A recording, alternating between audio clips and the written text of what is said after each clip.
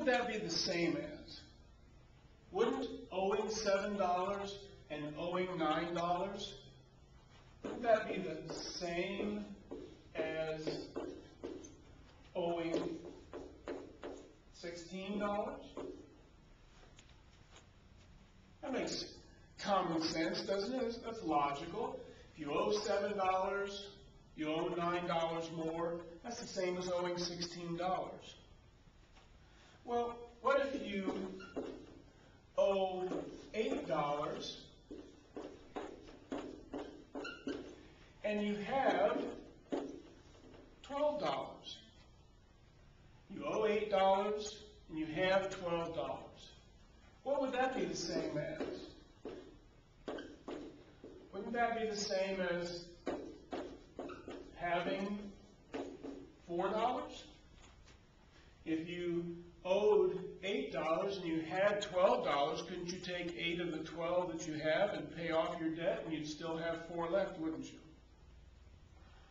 Or what if you happen to owe $9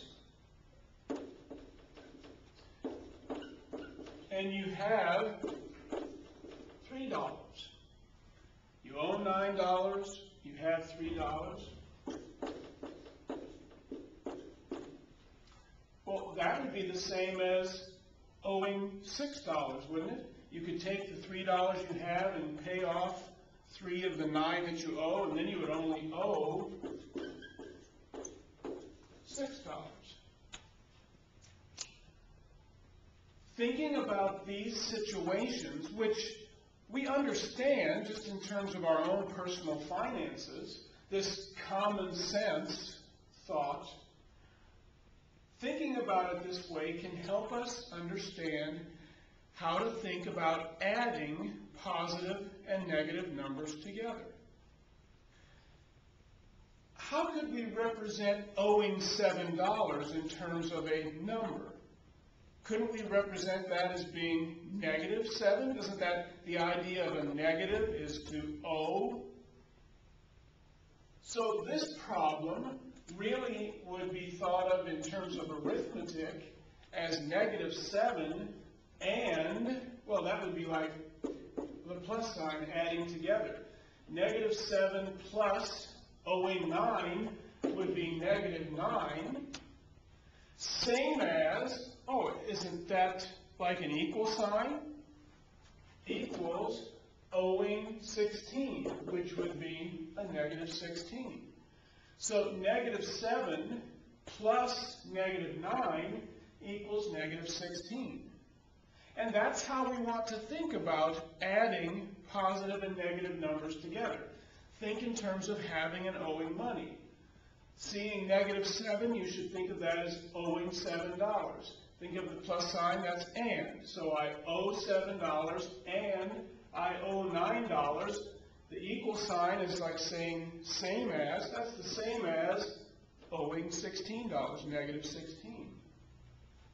Here, owing 8, that would be negative 8 and plus having 12, that's a positive number, is equal to, is the same as having 4.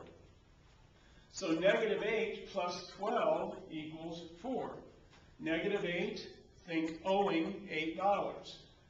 Plus is and, positive 12 is having $12. That's equal to, that's the same as still having $4. Owing 9 would be negative 9. And having 3 is the same as still owing 6. So negative 9 plus 3 equals negative 6. So when we encounter situations where we are adding together positive and negative numbers, we want to think of this idea, this common sense thought process of having and owing money. So in our work that we do with positive and negative numbers, or with algebraic terms, we will call them later, that have positive and negative numbers in them, we want to think having and owing money when we're adding those together. So if we have something like this, negative 3 plus negative 8, And oftentimes you will see parentheses put around that second negative number just to make sure that we distinguish the sign here as being a negative sign for this number from the sign here, which is the addition sign of the problem. It's not necessary to put the parentheses around this second number, but oftentimes you will see them placed there. So when we see a problem like this, -3 plus -9, and we are supposed to provide the answer, then we need to think having and owing money. This means we owe $3 and we owe $8. That's the same as owing 11. So the result there would be -11. 5 plus -9. I have $5 and I owe $9. That's the same as owing $4. I mean, isn't it really the same?